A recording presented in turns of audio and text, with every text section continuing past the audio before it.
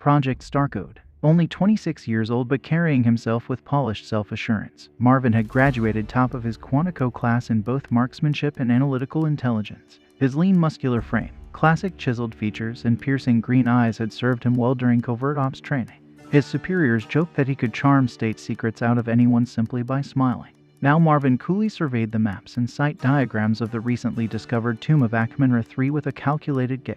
To the rest of the academic dig team, Marvin appeared as just another bright-eyed graduate student, but his true mission was to covertly secure a rumored jeweled codex for his shadowy department bosses before the Egyptian authorities were any the wiser. His background in archaeology made him the perfect embedded agent for this job.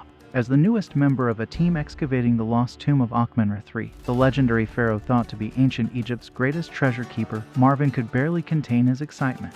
If the stories were true, untold riches awaited beyond those weathered stones. His robust knowledge of Egyptology was matched only by his thirst for adventure. With a dazzling smile, Marvin gathered his tools, knowing with certainty that fame and fortune awaited those clever enough to unlock the secrets within. If a jewel-encrusted codex rested inside, he'd be the one to find it. The torchlight glimmered off the jeweled eyes of golden statues as the young archaeologist, Marvin, crept into the hidden burial chamber deep in the heart of the pyramid. Intricate murals glittered on the walls, decorated with precious stones and metals that had not tarnished over the millennia. Beneath his feet, golden funerary objects were strewn across the floor, interspersed with sparkling gems spilled from overturned chests. This isn't what Marv was looking for. Here his intrigue had aim, his quest had precision. He was looking for the Astral Codex. In the far corner, half buried under shimmering gold necklaces and rings, the archaeologist spotted a golden book, gingerly stepping around a beautiful lapis lazuli scarab. He lifted the heavy tome from its opulent resting place. On its cover was the blue markings, glimmering blue, of a human being in a laid-down position, with what appeared to be a magnetic field around his body. Wrapped around the depiction of the man was a white cord. The book's golden gilt-edged pages crackled slightly as he turned them, marveling at the meticulous illustrations of gods and pharaohs. Next to where the codex had lain, he saw a solid gold altar inlaid with shining silver hieroglyphs and encrusted with emeralds. This codex must have been an incredible treasure, hidden away in this rich burial vault with all the pharaohs glittering wealth.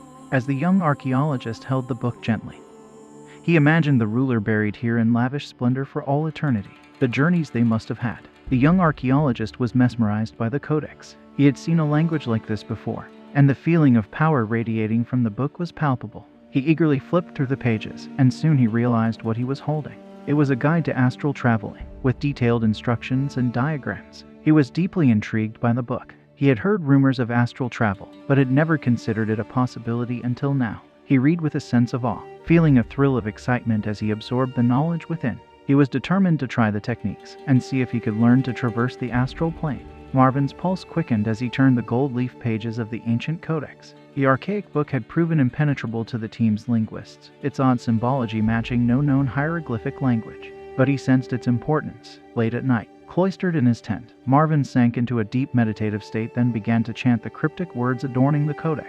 To his shock, he felt his consciousness separating from his body. Suddenly he found himself floating above the blazing desert sands, yet was still somehow aware of his motionless physical form. This miraculous text had unlocked the secrets of astral projection and remote viewing. Marvin's razor-sharp mind began cataloging the codex's strange frequencies and vocalic nuances that seemed to control the out-of-body traveling.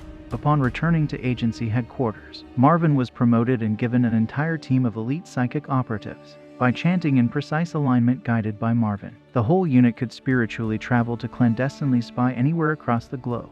General Caldwell slapped Marvin on the back. With this codex, son, you've made remote viewing as easy as calling Uber Eats. The intelligence possibilities are endless. Good work securing this asset, soldier. Marvin grinned, knowing his strange adventure had been the making of a storied career. Hunched over the arcane pages late one night, Marvin traced a trembling finger over the elaborate glyphs. His skills at decoding the codex had grown, revealing ever more complex symbology. He gasped as a new revelation crystallized in his mind.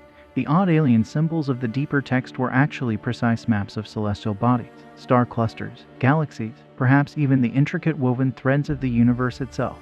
As Marvin studied the codex deeper, he uncovered incredible secrets. Each star held a unique resonant frequent harmony aligning to different energy centers of the human spirit. Experimenting with these stellar harmonics, Marvin learned to use the codex to attune his energy body to any faraway sun, planet, or galaxy. Soon his teams reported enhanced psychic talents. Clairvoyants could hear exoplanet inhabitants conversing light years away.